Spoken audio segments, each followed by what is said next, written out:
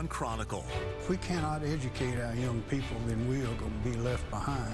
Obstacles to success in our schools. At the start of the school year, we had 1,600 vacant teaching positions in South Carolina. How does South Carolina compare to other states? Good job. I just think we have an amazing window of opportunity right now. And how are schools working to shape the whole student? We have a responsibility as educators for doing what's best for students. All right, flip over the back. There's not a lot of people that want to pour into the next generation. From pre-K when they come to me, they're literally a blank canvas. to graduation day. I'm definitely ready to graduate. It's been a long time coming, it feels like. Now on Chronicle, State of Education. Good evening, I'm Jane Robelo. It's no secret that South Carolina public schools have faced critical challenges. In this next hour, we'll examine the innovations being created to ensure the success of our students. And the state of education all starts with a strong and committed teacher. If you want to change the world, be a teacher. Any successful person will tell you that at least one of their most influential mentors was a teacher. They're the foundation of a strong education. And public education is the backbone of our economy. But as our Sydney Shadricks tells us, many teachers are now leaving the classrooms. In fact, this last school year showed the most teacher vacancies to date.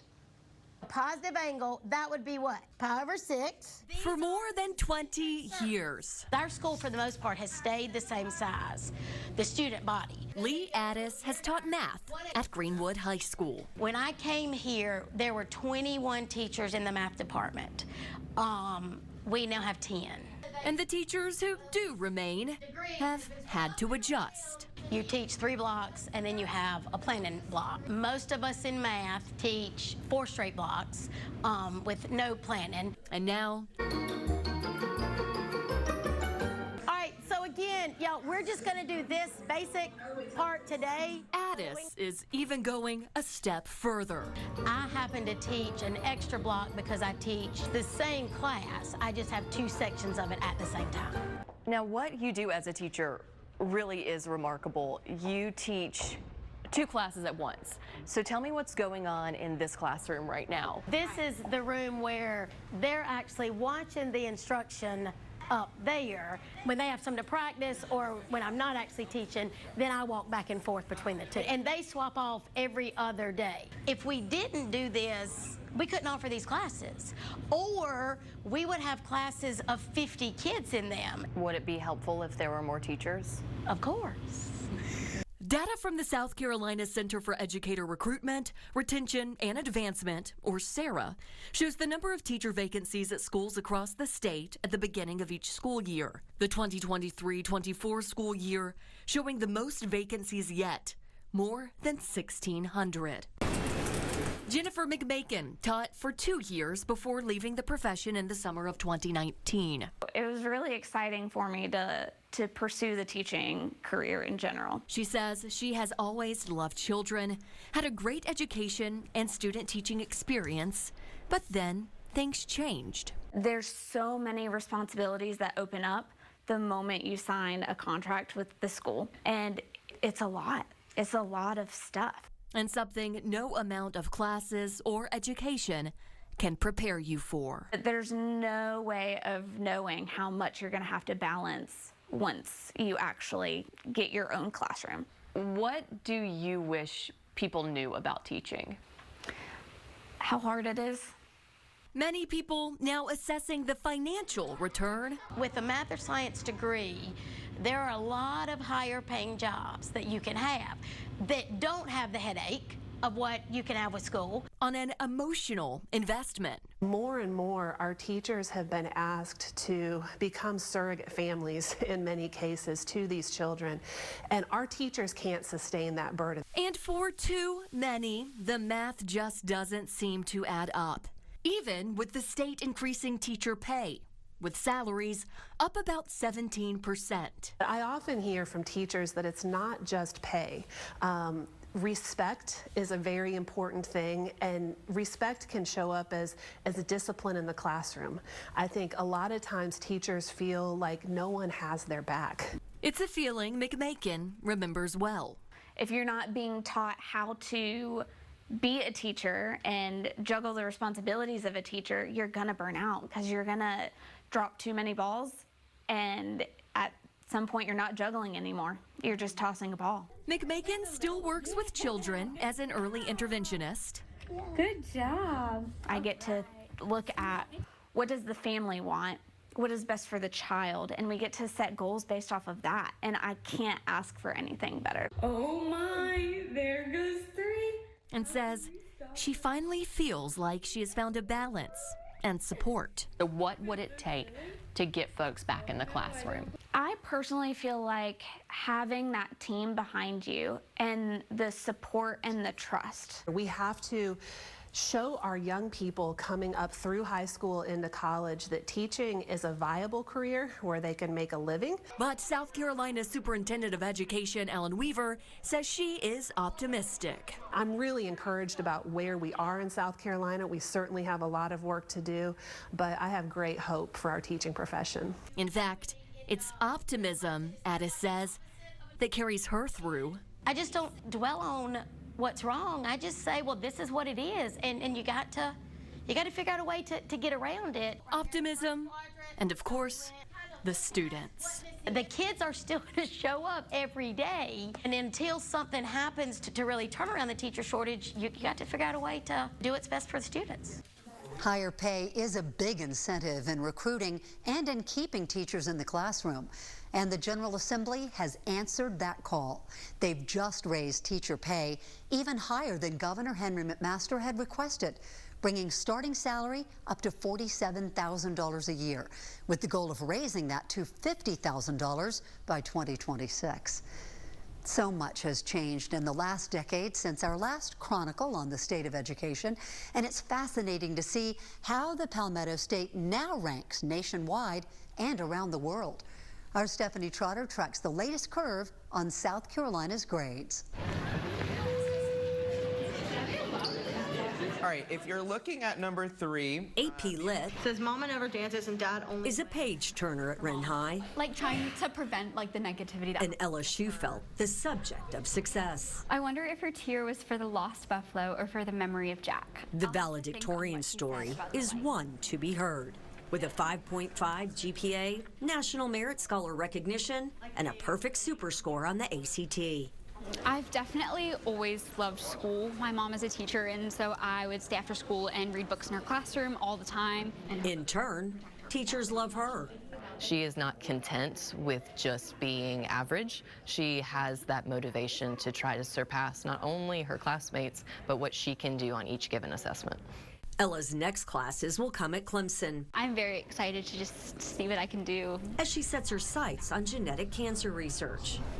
What I have been offered here at Wren has definitely been more than enough to get me to the places where I need to go, and I'm incredibly grateful for all of the opportunities that I've been given during my time here. And while she gives Wren an A+, what's the grade for South Carolina schools as a whole? The latest graduation rate for seniors getting out in 4 years is below the national average. SAT scores have fluctuated since the pandemic, recently tying the national average. And U.S. News and World Reports ranks the Palmetto State 41st in education. When we walked school halls just over 10 years ago, student scores were low enough, the state superintendent of education said things had to change. Over the last 40 years, since 1970, after controlling for inflation, per pupil spending has doubled. But we haven't seen a lot of change in outcomes. In fact, for the first time in history, we're looking at an American generation less literate than our parents. Because she used her brain, didn't she? The current superintendent agrees. But what I can tell you is that there is not a strong correlation between the money spent and student outcomes. Ellen Weaver says South Carolina sits in the middle third of states with an average per pupil spending of just over $13,000. Yet the nation's report card shows only about 1/3 of the state's fourth graders are proficient in reading and math, and about 1/4 of eighth graders. All achievements are at or below the national average. I really think that the conversation comes down to how are we leveraging the dollars that are within the system. And one of the things that we have really put a strong strategic focus on is early literacy. Educators say reading is the foundation for all other subjects. You can't master math and science if you can't read. After a generation of teaching kids to read using a memory-based system, Palmetto teachers are returning to phonics. Good job. So, and I think people across the state believe it's going to make a difference.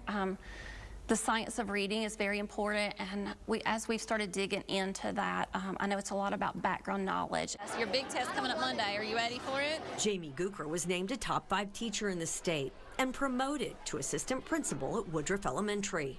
And they're already working on 6th grade stuff or 7th grade stuff. She finds the pressure to perform for both teachers and students has never been higher. All right, so now I've got 7 nights. And that most national reports don't compare apples to apples. But instead we have each state, has their own assessment. And then I think sometimes South Carolina sets higher standards based on those numbers. Keep in mind, local students don't just compete against classmates for jobs and college admissions. They're compared to other teens around the world. An international assessment shows U.S. 15-year-olds have improved over the last 10 years, but still lag behind many others. China, Japan, Ireland, and Canada are just a few of the countries consistently outscoring American students. So as we see British influence start to fade away. Back at Wren High, Ella's teacher has tracked progress for state public education. Really starting to get a chance to add to their income. Noting its importance. Public education is how we get jobs and get industry in this state, and our students need to be prepared to fill those occupations. Do not second guess yourself. Using what they've learned. Our students are going to change the world. At home. But are they going to change it for the better or for the worse? I think that's what it really comes down to. Thank you for your participation. And afar. How are we best equipping them to take the next best step? Bye, y'all. Have a good day. Happy Friday. Thank you, ma'am. Part of equipping our students may lie in getting them into the classroom sooner. Right now, state-funded pre-kindergarten for 4-year-olds only serves children who are considered most at risk, mainly where family income is 100% below the poverty level, or the child has a documented developmental delay. Our Nigel Robertson shows us the benefits of an early start. Raina, don't touch, darling. Come here. In a K-4 classroom, they're full of energy. Everything is new. It's never a dull moment. This is Miss Patel's K-4 classroom. Can this go here? When they come to me, they're literally a blank canvas. This is Miss Carter's, right next door. These 4-year-olds don't know it yet, but by just being here in this room, already in school, they are already socially and academically ahead. K-4 is important. After teaching 18 years, I really thought it would become universal, just like K-5. And that it would be open to anyone and everybody. But in South Carolina, it's not. In fact, countless parents apply each year to get into K-4 programs across the state. The majority turned away because there are only so many spots available. I think K-4 should be for everyone. In fact, I think K-4 should be required. The curriculum is getting rigorous each year. The standards are changing each year. Curriculum is changing, and the expectations are getting harder and harder. In South Carolina, many young children face challenges that can be barriers to academic and career success. According to First Steps, 45% of children ages 0 to 5 live in poverty or low-income households. 55% of children ages 3 to 4 are not enrolled in preschool. 50% of children ages 0 to 5 are read to less than 4 days per week. 64% of kindergartners are not ready to start school. Let's see, what about this one? That means those who start behind often stay behind, leading to an achievement gap that could follow a child all the way into adulthood. Numbers don't lie. I feel like yes, because we give the first building block, cognitive, social, emotional. Everything is built upon what I lay the first brick. But to do all of this, it is going to take funding. First, every K-4 classroom not only has a teacher, but also an assistant in the room. So you have to find the funds to pay for that teacher, pay for that assistant, and find the teachers themselves.